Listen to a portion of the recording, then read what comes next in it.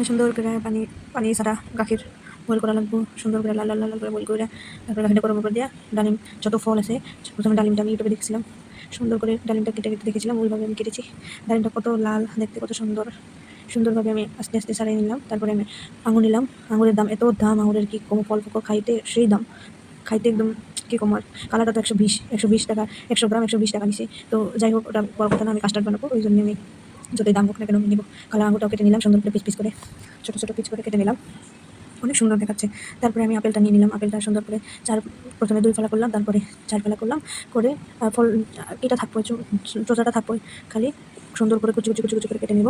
নিয়ে সুন্দর করে আমরা ফলটা সুন্দর করে রেখে দেবো।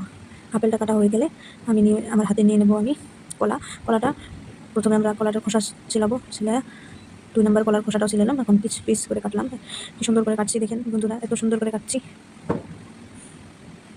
সুন্দর করে কেটে নিলাম কলাটা,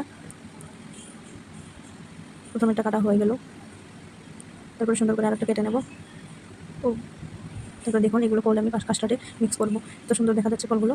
এখন আমি কাস্টার্ড পাউডার গাখিরের মধ্যে মিক্স করে কাস্টার্ড পাউডার দিয়ে গাখিরটা মিক্স করবো, তারপরে চিনি দেবো স্বাদ মতো, তারপরে নিমক চিনি দিয়ে স্বাদ মতো সুন্দর করে আমি ঘটে নেব।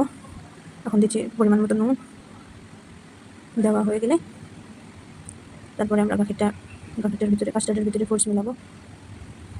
যতগুলো ফল আছে, প্রথমে ডালিম দিলাম, তারপরে আপেল, তারপরে সবগুলো মিক্স করে লাইনে দিয়ে দিলাম। সুন্দর করে মিক্স করতে হবে সুন্দর করে, এত ভালো খেতে, এত স্বাদ। তারপরে আমরা মিক্স করে নেব, মিক্স করে অল্প টাইমের জন্য ঠান্ডা হতে রেখে দিতে হবে। তারপরে আমরা ফ্রিজের মধ্যে রেখে ঠান্ডা হতে দেবো। ঠান্ডা হওয়ার পরে প্রপার স্বাদটা আসবে, না হলে স্বাদটা পাওয়া যাবে না। সুন্দর করে সব মিক্স করে নিলাম, এখন ঠান্ডা হতে দেবো অল্প টাইমের জন্য।